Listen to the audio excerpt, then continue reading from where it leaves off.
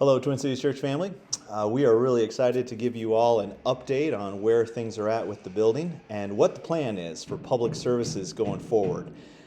We've got construction going on in the background right now. We've got permits in place, and we are anticipating that we're going to be able to have public services as a church here at the end of April, which is truly, truly exciting. The leadership teams have been working hard over the last several months making plans for this day, and we wanted to share with you all an update on what those plans are and what we can look forward to as a church. So, feedback we've received. We've heard a lot of positive feedback about house churches on Sunday morning, so that's going to remain as is. House churches will continue to meet Sunday morning. That's been a real fruitful change that we've made as a church, providing more time and really changing that feel to be more hospitable and less rushed around house churches on Sunday morning. So those will stay. The other thing we've heard a lot of good positive feedback over this last year has been the kids' classes on Wednesday nights. Families have really appreciated the hard work and the intention that the teachers have been putting into those classes, the curriculum, and also just the touch point for the kids to be able to see their friends in the middle of the week and to spend that time together. So that's going to continue as well. We're going to continue having our kids' classes on Wednesday nights here in the building from 6:30 to 7:30. Now, the other thing that we heard consistently was that families really would like a time to worship and hear the word together as a family as well. A worship service, a church service. So that's what we want to add. Now that we have a building, we have increased flexibility around this, that we can start to add more things in to accomplish these plans and purposes. So what we would like to do, starting at the end here of April, is we would like to have a Sunday afternoon worship service. It would start at 4:30, end at 5:30. There'd be worship, prayer, and a sermon. And this would really be this kind of time then for families to gather together and worship and to connect to God. Now, let me give you a little background of why we're thinking this is a good option for us. And there's a PDF attached to the Realm post that helps to explain some of the thinking and shows some of the visuals for what to expect with all this as well. Now, it was hard. It's hard to kind of pick anything because we know that there's logistic challenges for any time and day that we pick. But we picked Sunday afternoon to be the time for our church's worship service for a couple of reasons. Two primarily. One, it really is the most convenient time for people. As we all experienced over this last year, Wednesday night at 6:30 it works for a lot of us, but not for all of us. And especially if you have young children, it is a real burden and obstacle to try to come and get here after work and skip oftentimes putting your kid to bed. What we saw was families over the last year is one spouse would come, one would stay home and put the kids to bed. I mean, it was hard. It works for classes. People can make that work within their schedule and in their life.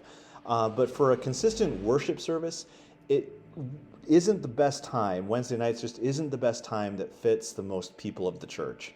So Sunday afternoon is that time that does fit most of the families here in our church, especially the families with young children. So that was one of the reasons we went with Sunday afternoon. The other reason we went with Sunday afternoon for our church services was that it actually frees us and gives us a lot of missional flexibility with our Wednesday nights. For many of us, if you've been coming on Wednesday nights, you've already starting to experience this. You know, the kids' classes are rocking and that's going great. And with the kids' classes and with childcare present, it really has freed up a lot of the teams to have meetings of various kinds. We've had trivia night, we've had game nights, we've had various teams meeting during that time. Having that built-in flexibility is really going to help us here to accomplish a lot of things as a church. So Wednesday night is going to become really that time where we can have classes for adults as well, where we can have fellowship times, we can have connecting times, we can do lots of different things. But on Wednesdays, when we have childcare, when there are activities for the kids, leadership development classes that husbands and wives together can come to, rather than try to find other times in the weeks to try to have things and then figure out childcare or see if it works with people's schedules. This way, we already have Wednesday night on our calendars, on our schedule. That'll be the night for classes. That'll be the night for special events as a church.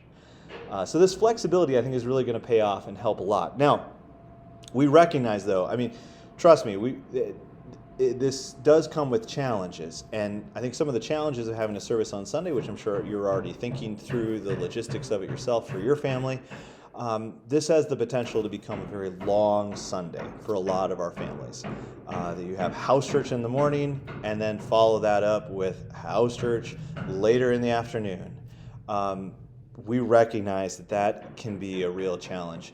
And so, again, we're really going to have to be consistent in our communication and our encouragement to the church that this is something that you have the freedom to attend. This is not something that is mandatory to attend. House church will always take the priority. We'll have that missional place in our church. That's where we want to see families invest and go.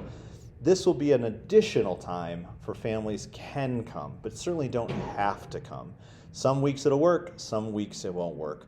We'll try to have a rotating schedule too of what's going to happen during those services so that families can kind of plan accordingly as well. If there's a type of service or a particular service you really want to make an effort to come to it. If it doesn't work this week, then it doesn't work this week. But to at least just have a consistent time and another opportunity for families and for outsiders to be able to come and worship the Lord and connect to God together on Sundays, but certainly not from a legalistic perspective of another meeting, one more thing you have to come to. And along with that burden of another thing on Sundays, we also really want to try to take the burden off of house church leaders for that night. So there won't be a house church rotation of childcare for Sunday nights. There won't be hospitality for Sunday nights. It'll be a lot more volunteer driven for Sunday night. We're not anticipating having the full slate of kids classes, but rather just childcare for the babies through kindergarten, so that families can really worship together. And also from a volunteer standpoint, it's not going to be a huge burden on the church to try to pull off our Sunday services, but rather that we can pull them off well and make them beautiful and consistent, but without having to have house churches rotate through and do a lot of the work. Again, the goal and the hope of this Sunday service is that this will be a time that will really be strengthening and uplifting to the church, but also a time in which you are free just to come and worship, not an additional burden onto your already busy Sunday schedules, but rather something that would be to be looked forward to coming to. Now, again, feel free to peruse that PDF and go through the details of it. There'll certainly be a lot of things that are going to need to get worked out and questions that are going to need to get answered. If you have any questions, if you have any suggestions, reach out to me personally, reach out to your house church leaders, reach out to an elder, and we certainly want to talk about those things and get these things worked out. The teams are working away at figuring out and getting these first services ready. The worship team is excited. The preaching team is excited. This is going to be great to be able to start to gather together again as a church. And so look for more communications. There'll be follow-up posts and follow-up schedules of the different types of Sunday meetings that are going to be coming and all of the like. But please, just continue to join us in prayer.